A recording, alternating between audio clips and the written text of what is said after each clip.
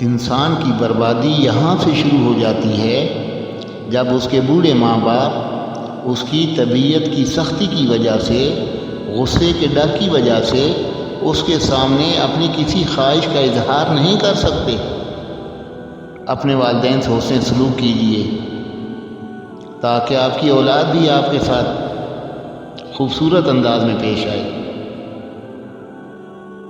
کل آپ بچے تھے، والدین جوان تھے، انہوں نے آپ کو پالا پوسا جوان کیا۔ آج آپ جوان ہو، ماں باپ بوڑھے ہو چکے ہیں، اب آپ ان کی خدمت کیجیے، لیکن کبھی یہ نہ کہنا کہ ہم نے ماں باپ کو ساتھ رکھا ہوا ہے۔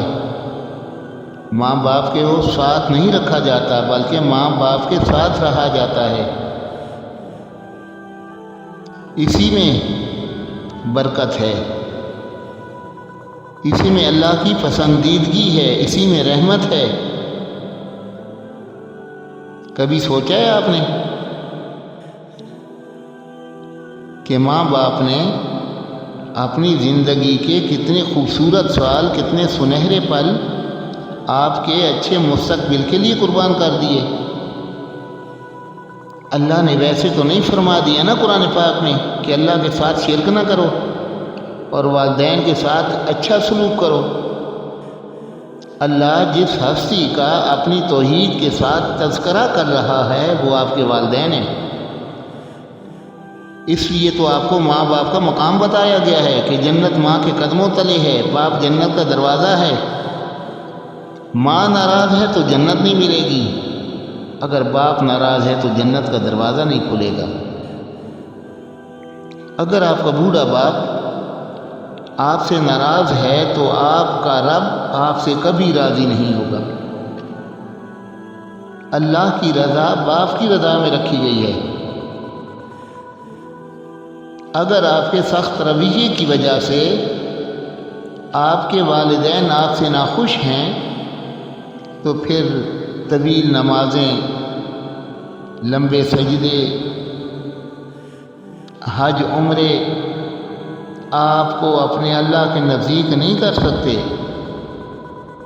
اللہ کا قرب حاصل کرنا ہے، اللہ کو خوش رکھنا ہے تو اپنے والدین کو خوش رکھیں۔ اگر آپ سے والدین خوش ہیں تو اللہ کی رحمت ڈھونڈ ڈھونڈ کر آپ کو اپنے دامن میں سمیٹ لے گی۔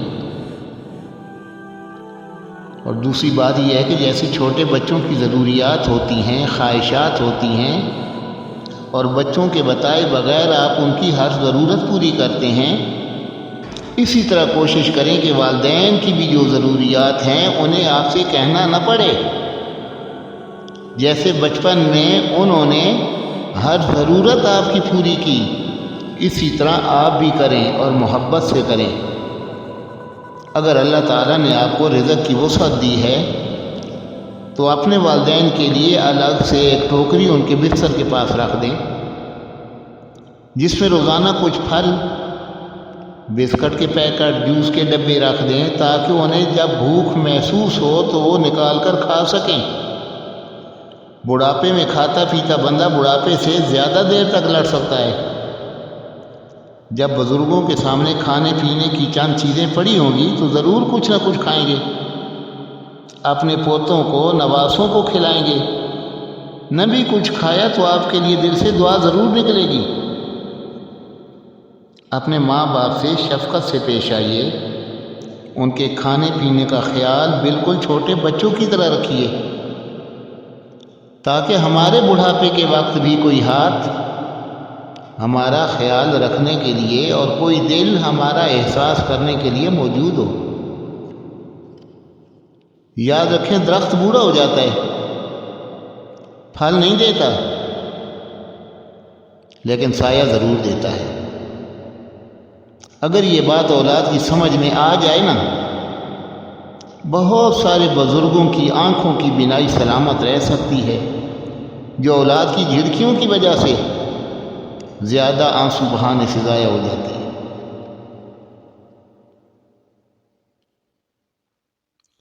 یاد رکھیں، اگر ماں ان پڑھ ہے نا، پڑھی لکھی نہیں ہے، لیکن انسان کا پہلا مدرسہ ماں کی گود ہے۔ انسان کا پہلا استاد اس کی ماں ہے، کیونکہ دنیا کی ہر ضروری بات ہم اپنی ماں سے سیکھتے ہیں، اور اگر ڈانٹنے والا، روکنے ٹوکنے والا، اصلاح کرنے والا، لوگوں کی سخت باتیں سننے سے آپ کو بچانے والا، ہر جھکڑ اور طوفان میں اپنا سینہ پیش کر کے آپ کو بچانے والا باپ اگر آپ کے گھر میں موجود ہے تو آپ کو اللہ کا شکر ادا کرنا چاہیے، کیونکہ جس باغ کا مالی نہ ہو نا وہ بہت جلد اجڑ جاتا ہے، ویران ہو جاتا ہے وہ باغ۔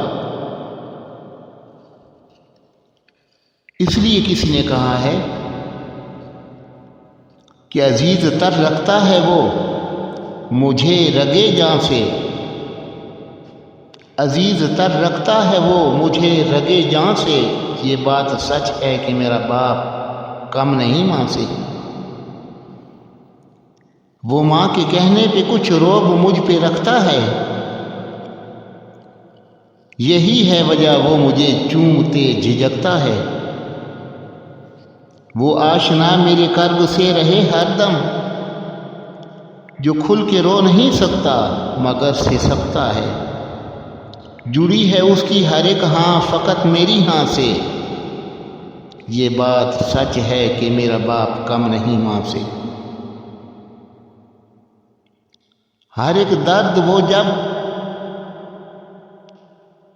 چپ چاپ خود پہ سہتا ہے، ہر ایک درد وہ چپ چاپ خود پہ سہتا ہے، تمام عمر وہ اپنوں سے کٹ کے رہتا ہے، وہ لوٹتا ہے کہیں رات دیر کو گھر، دن بھر وجود اس کا پسینے میں ڈھل کے بہتا ہے۔ گلے ہیں پھر بھی مجھے ایسے چاک داماں سے، یہ بات سچ ہے کہ میرا باپ کم نہیں ماں سے۔ پرانا سوٹ وہ پہنتا ہے، کم وہ کھاتا ہے، مگر کھلونے میرے وہ سب خرید لاتا ہے۔ پرانا سوٹ پہنتا ہے وہ کم کھاتا ہے، مگر کھلونے میرے وہ سب خرید لاتا ہے۔ وہ مجھ کو سوتے ہوئے دیکھتا ہے جی بھر کے، نہ جانے سوچ کے کیا کیا وہ مسکراتا ہے۔ میرے بغیر ہیں سب خواب اس کے ویراں سے، یہ بات سچ ہے کہ میرا باپ کم نہیں ماں سے۔